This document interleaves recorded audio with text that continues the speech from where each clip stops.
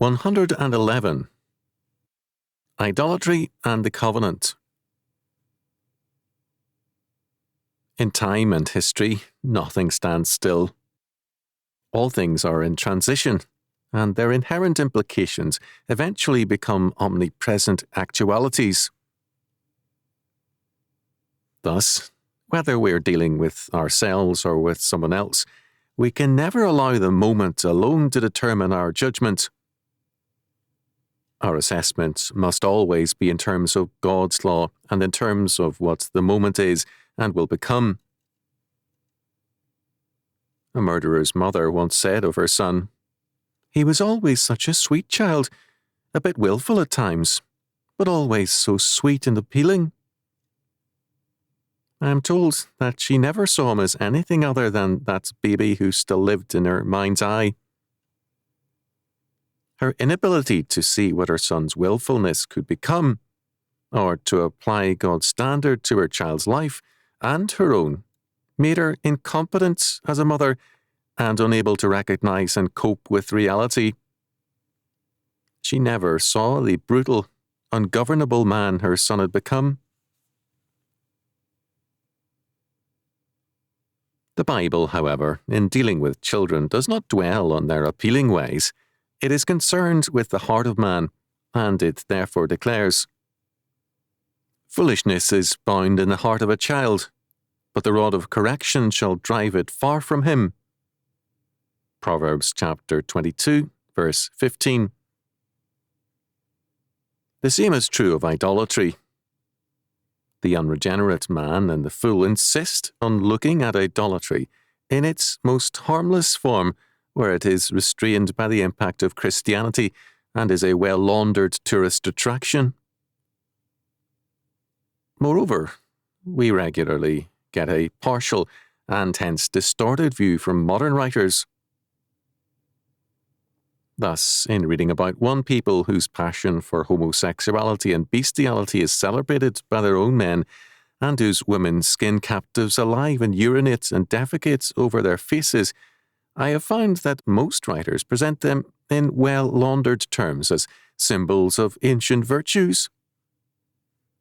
Some publications, such as the National Geographic magazine, while accurate in what they say, are always sure to omit untidy and ugly facts. The Bible indulges in no such evasions. It tells us that idolatry is evil. It murders, and it glorifies its evils. It is degeneracy, and it has no extenuating aspect. Let us examine some of the laws in this respect. "Take heed to thyself, lest thou make a covenant with the inhabitants of the land whither thou goest, lest it be for a snare in the midst of thee. But ye shall destroy their altars, break their images, and cut down their groves. For thou shalt worship no other God. For the Lord, whose name is jealous, is a jealous God. Lest thou make a covenant with the inhabitants of the land, and they go a-whoring after their gods, and do sacrifice unto their gods, and one call thee, and thou eat of his sacrifice. And take of their daughters unto thy sons, and their daughters go a-whoring after their gods, and make thy sons go a-whoring after their gods. Thou shalt make thee no molten gods." Exodus chapter 34, verses 12 to 27. "When the Lord thy God shall bring thee into the land whither thou goest to possess it, and hath cast out many nations before thee, the Hittites, and the Girgashites, and the Amorites, and the Canaanites, and the Perizzites, and the Hivites, and the Jebusites, 7 nations greater and mightier than thou. And when the Lord thy God shall deliver them before thee, thou shalt smite them, and utterly destroy them. Thou shalt make no covenant with them, nor show mercy unto them. Neither shalt thou make marriages with them. Thy daughter thou shalt not give unto his son, nor his daughter shalt thou take unto thy son. For they will turn away thy son from following me, that they may serve other gods. So will the anger of the Lord be kindled against you, and destroy thee suddenly. But thus shall ye deal with them. Ye shall destroy their altars, and break down their images, and cut down their groves, and burn their graven images with fire. Deuteronomy chapter 7, verses 1 to 5. When the Lord thy God shall cut off the nations from before thee, whither thou goest to possess them, and thou succeedest them, and dwellest in their land, take heed to thyself that thou be not snared by following them, after that they be destroyed from before thee, and that thou inquire not after the gods, saying, How did these nations serve their gods? Even so will I do likewise. Thou shalt not do so unto the Lord thy God, for every abomination to the Lord, which he hateth, have they done unto their gods. For even their sons and their daughters have they burnt in the fire to their gods. What things soever I command you, observe to do it. Thou shalt not add thereto, nor diminish from it. Deuteronomy chapter 12, verses 29 to 32. In analysing these texts, which are only a few of many on the subject of idolatry, it is obvious, first, that idolatry is an extremely serious offence in the sight of God. It is so frequently and strongly condemned in the law and the prophets, as well as in the New Testament, that it is, at the least, presumptuous to neglect the subject, or to relegate the subject to a past age or dispensation. For us to evade something so clearly important in God's sight means to evade God's word, and to create a new and imaginary word out of scattered texts from his book. Second, a dramatic fact in all these laws against idolatry is that God manifests by these laws a concern for man's welfare. Take heed to thyself, we are told more than once. Idolatry will not only destroy man's relationship to the Lord, but also his own household. Its insane practices include child sacrifice and all kinds of perversions of abominations practiced as a part of temple ritual and sacrifice. Idolatry, while the triumph of humanism, is also at the same time the suicide of man. Hence, take heed to thyself. Third, the Lord makes clear that we cannot live at peace with evil. We must separate ourselves from it. This means no mixed marriages. It means, where the conquest of Canaan was involved, warfare to the death. For us, it means no compromise, active evangelization, and, with the worldwide conquest by Christ's kingdom, the abolition of all idolatry. All biblical separation means warfare in some sense. We are at war with all aspects of godlessness, injustice, and fraud. Evil is something we cannot compromise with and accept as part of the landscape. Fourth, man's life is covenantal. If he is in covenant with anything or anyone, his life is enmeshed therein, and there is then a reshaping of his life in terms of that covenant and faith. Marriage is declared by God to be a covenantal life. Therefore, to make a mixed marriage is to deny the covenant of the living God in favour of an idolatrous covenant. Paganism is syncretistic, inclusivistic. The Bible is exclusivistic in its demands on man. The one true God demands the total life of redeemed man. Idolatry undercuts and destroys God's covenant. No more than good and evil can be made one, can the worship of God and idolatry be made one. To make a covenant with idolatrous man is to make a covenant with idolatry, whether that covenant be in the form of marriage or some kind of community life and fellowship. Can two walk together except they be agreed? Amos chapter 3, verse 3. In the sight of God, there is no more fellowship possible with idolatry than there is with murder. Idolatry is murderous in God's sight. It demands, in its ultimate implications, the sacrifice of man, the life of children, burnt in the fire of idolatrous sacrifice. This is why mixed marriages are impossible, or any kind of yoking together with unbelief. St. Paul summarizes the covenant doctrine thus: Be ye not unequally yoked together with unbelievers, for what fellowship hath righteousness with unrighteousness, and what communion hath light with darkness? And what concord hath Christ with Belial? Or what part hath he that believeth with an infidel? And what agreement hath the temple of God with idols? For ye are the temple of the living God.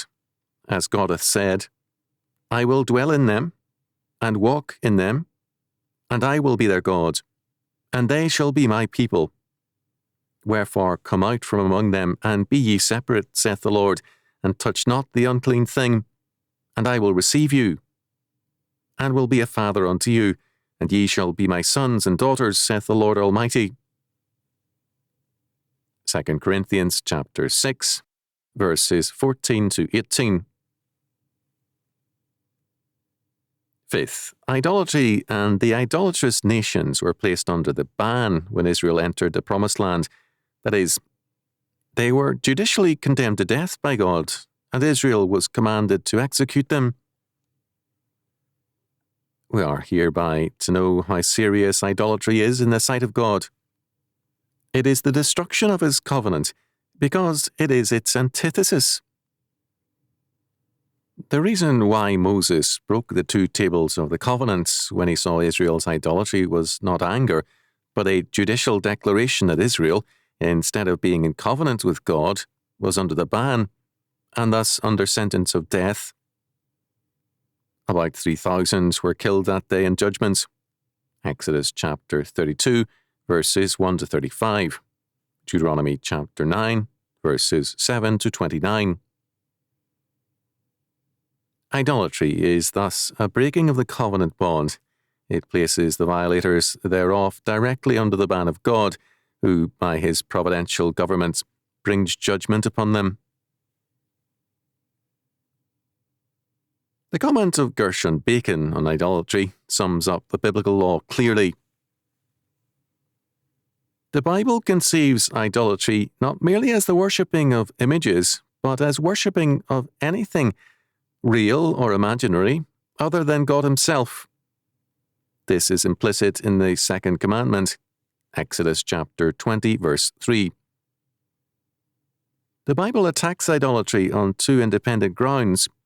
It violates the covenant, and it is useless. Since idolatry is specifically forbidden, compare Exodus chapter 20, verses 4 following, its practice constitutes the violation of the covenant. Deuteronomy chapter 31, verses 16 and 20, Jeremiah 11, verse 10. This is grounded on the belief that the worship of God is to be determined by him alone. Accordingly, any form of worship not specifically prescribed by him is an affront to his absolute sovereignty and omnipotence. The second argument can be properly understood in light of the pagan belief that natural phenomena such as fertility, rain, health, and so on may be controlled by idolatry. Since, according to the Bible, God is in control of all nature, idolatry is useless.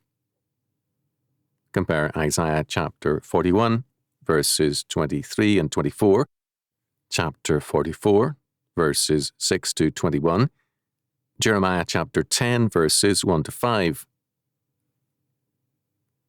Furthermore, as Maimonides observed, Guide, chapter 3, verse 30, the Bible emphasizes that since idolatry is a violation of the covenant, it produces negative results. As a punishment, God will turn nature against the idolaters. Compare Deuteronomy chapter 11, verses 13 to 18, and verse 28. At this point, Jewish thought has had a sounder perspective than the Church has had. We can neither ignore these laws against idolatry, nor assume that they give the Church the right to play God. That too becomes idolatry. The Church confused idolatry with heresy. As a result, it attacked dissent. Idolatry, however, is not dissent. It is another faith entirely. It is a revolution against the faith and its law order. It is treason, and it is warfare against the law structure of society and the faith structure which informs it. When a humanistic society becomes plainly and openly humanistic, it must of necessity legislate against Christianity as a dangerous and revolutionary force, as some nations already do, and others are in process of doing step by step. The logic of their faith requires it. No social order can permit its own destruction. When, however, the hostile faith is so strong that massive reprisals and executions are necessary, the situation is too far gone for repression. Basic evangelism is then necessary. This is the situation in the Soviet Union. Repression is futile and educational evangelism is failing, and the people are showing increasingly a hunger for a Christian social order, apparently. In most of the world, the situation is too far gone into dissolution for either Christians or humanists to suppress one another. The need is for basic evangelism on both sides. Successful laws are those which rarely need enforcing. Laws which are not religiously grounded in the lives of the people soon erode into brutal repression or empty and dead relics.